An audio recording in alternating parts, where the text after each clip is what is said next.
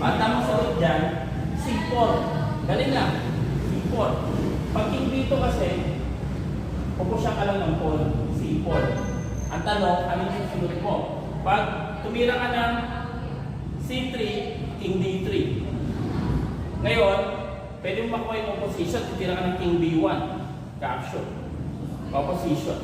Ang problema, yung white, wala siyang tempo sa baba dahil nasa last rank na siya.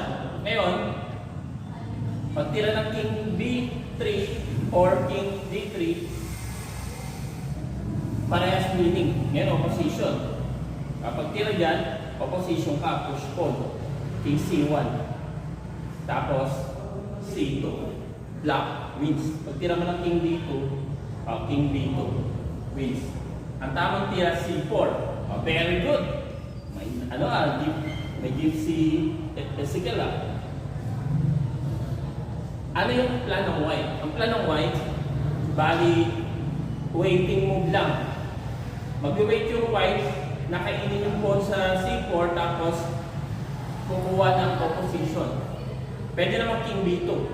Ang idea ulit, opposition. Kung gusto manalo ng black, dapat makuha niya yung opposition. Tapos, king ahead of pawn. Kailangan makuha yung opposition, saka king ahead of pawn. Ang black, nakuha niya yung king ahead of pawn.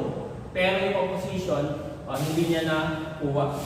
Dahil yung white yung nakakuha ng opposition. Hindi siya maka-forward. Alam natin na king beside the pawn, draw. May tempo pa naman sa baba maka-tempo pa yung white sa baba. Pag tira ng C3, king C1.